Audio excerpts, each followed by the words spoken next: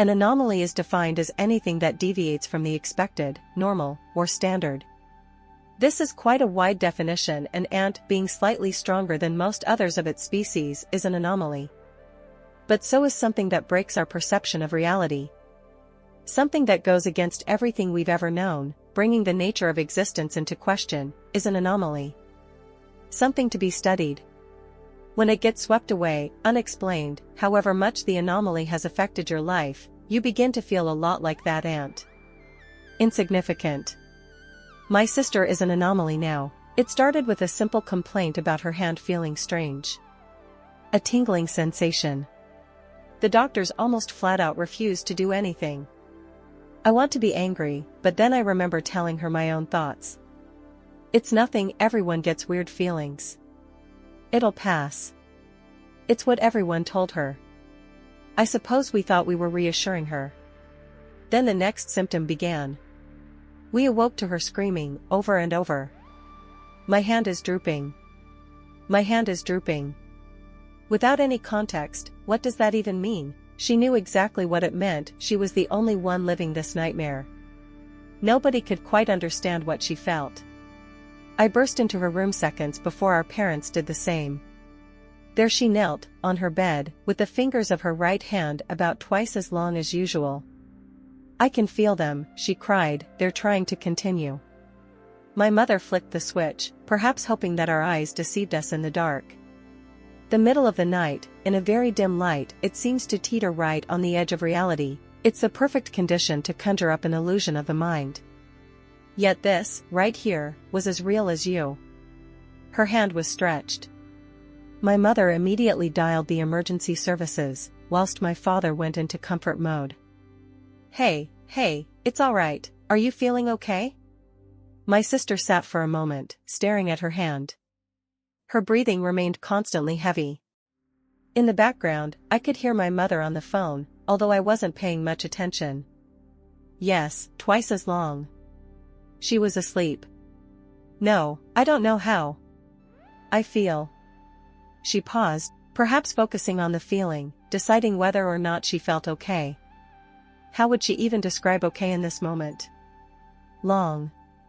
My father and I glanced at each other for a moment. Was that meant to be a joke? I smiled awkwardly. What does that mean? She got up from her bed, making it slowly apparent to all of us that she was taller. Not by much, maybe an inch or two. But in the context of human height overnight? That's a lot. The room fell silent. I think I could make out the operator on the other side of the phone trying to see if my mother was still there. Physically she was, but mentally, I think she was just worried for her daughter. What's happening to me? Her voice broke slightly. It broke all of us along with it.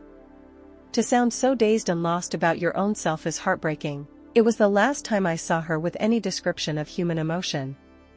She lunged towards my mother in the doorway, not to hurt her, just to leave the room.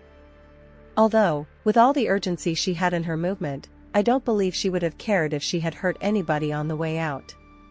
We all called out for her, but she didn't turn back around. She didn't speak. She just ran through the house. Leaving the light of her room, she blended into the shadows. I don't know if my mind deceived me, but I swear I saw her hit her head on the ceiling multiple times, as if she was growing further. Each time she did, she grunted with pain, as if using a voice that was not her own. Each of us only seeing her from the corner of our eyes, had managed to lose her in our own home. My father searched around upstairs, whilst my mother, still on the phone, started wandering the street outside. Catching a glimpse of something out the back window of the kitchen, I stepped outside. I was afraid of what I might be walking into, what nightmare could be waiting for me. I decided that whatever it was, I owe it to my sister to join her in this. Slowly, I made my way towards the movement. She had wrapped herself around a tree in the garden, one we used to climb as kids. She spoke something that I could only just make out over the sound of my own heart pounding. Everything is long. Her voice, raspy and weak, frightened me. Her black hair, usually down to her shoulders, now found its way down to the floor. I couldn't see her fully in the night, but the moonlight allowed me to see her vague shape. She was elongated, more so than before. My voice shook as I spoke, trying to calm her. "We'll fix this." I held out my hand. For a moment, I thought she might hold out her own. Maybe she would have if the sirens weren't so loud. An ambulance at the front of the house caught her attention as she let go of the tree, her snake-like limbs falling to the ground, as she made her way over the fence. They never caught her. We never found her. Her funeral was held a month later. It's been 3 years. I still live in the same home. Her bedroom is almost exactly as it was. We keep her door open. Sometimes as I walk past, I imagine her, sat in her bed. Her body is back to its regular self. "I'm okay now," she'll say, "you helped me." But it's a mirage, a trick of the mind. My sister as herself is no longer real. Is she still out there, stretched? I got my answer last night. Unable to sleep, I slowly became acutely aware of a tapping noise. I don't know how long it had been going before my mind allowed it to be perceived. Seconds? Minutes? Hours? I suppose it doesn't matter. Once I had heard it, it stayed. 5 taps, rhythmically pattering against my window, behind the curtain. Sick of the noise, I got up, ready to see tree branches blowing in the wind. Instead, I saw 5 long fingers, extending from below my vision. The palm of the hand seemed just on the edge of what I could see.